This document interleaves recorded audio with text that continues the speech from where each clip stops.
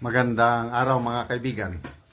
Pag-usapan natin ngayon yung highlight sa katatapos na Bicameral Conference Committee.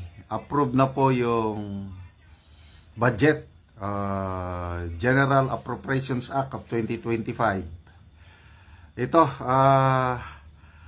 ang controversy doon is yung AKAP, yung pondo ng AKAP ni Speaker Martin Romualdez. Lumusot. Ito, may post si Jason Sa.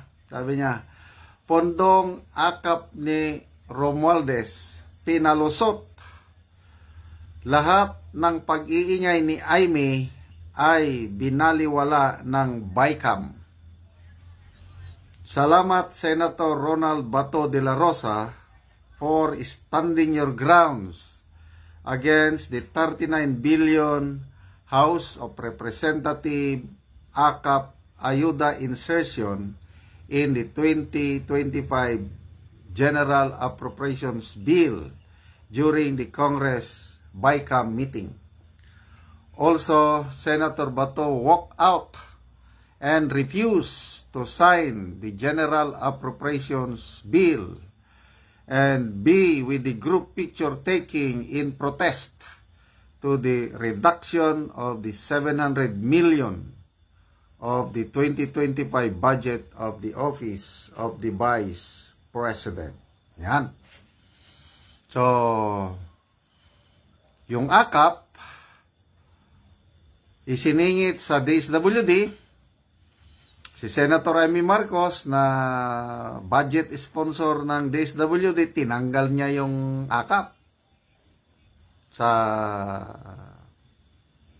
Senate bill. Senate version of the budget,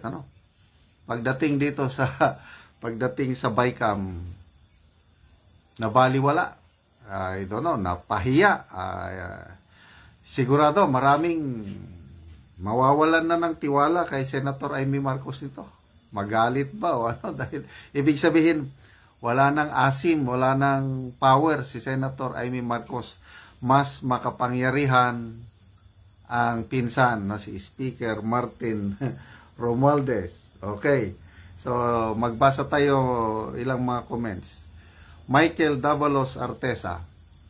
Playing safe. Si Super Ate Senator Amy Marcos. Dapat noon pa siya nagpakita ng pagtutol sa ginagawa ng kanyang kapatid at pinsan. Kaya anyari, wa-epek. Wa-epek na ang pag-iingay niya. Sorry, no vote po sa iyo, Senator Amy.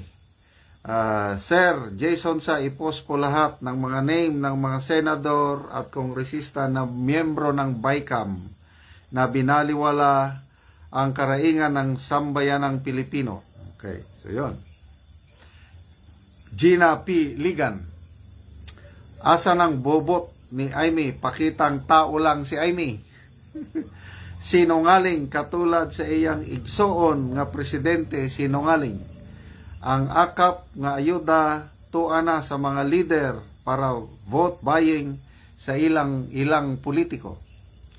Hindi sa tamang tao ang kapos taong bayan. Team Marcos, zero vote lahat yan. Antonino Misa. Si Aimee, kunyari lang yun na kalaban pero kasama ang pamilya niya. Ayan. Laarne Castor. Aimee was just simply acting, kaya no more to them. Nako, acting lang pala si, God bless Senator Bato. Okay, may napaano pa ko. So maraming hindi pa pumirma sa, BICAM, Ang unang nagpahayag ng reservation, yung dalawang opposition, si na Senator Coco Pimentel and Senator Hontiveros.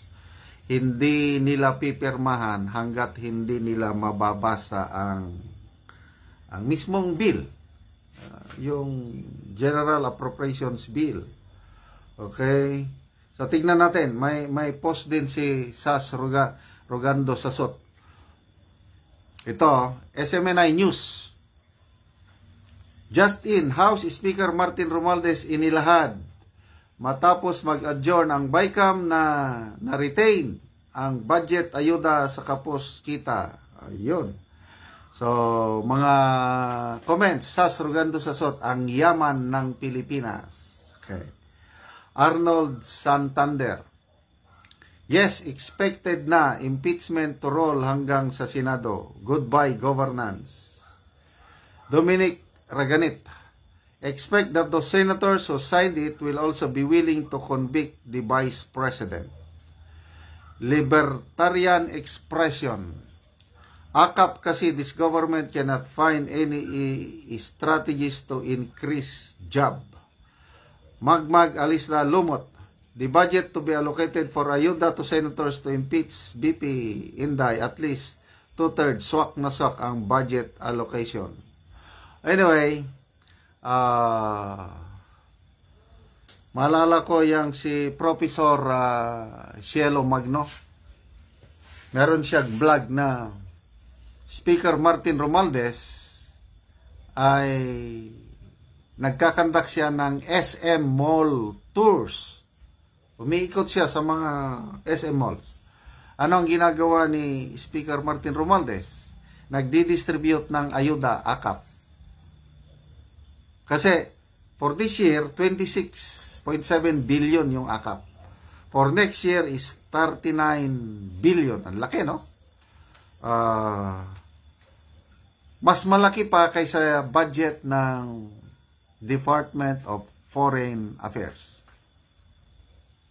Ganyan kalaki ang AKAP. So, according to Professor Cielo Magno, tanong lang niya ito bang AKAP ay campaign funds ni Speaker Martin Romualdez? Ganon, yung kanyang vlog. I don't know, ano sa tingin nyo? Talaga bang pantulong ito sa nangangailangan o pangangampanya? Anyway, kung magkampanya man sila, sige lang. Wala tayong magawa. Kasabihan, what are we in power for?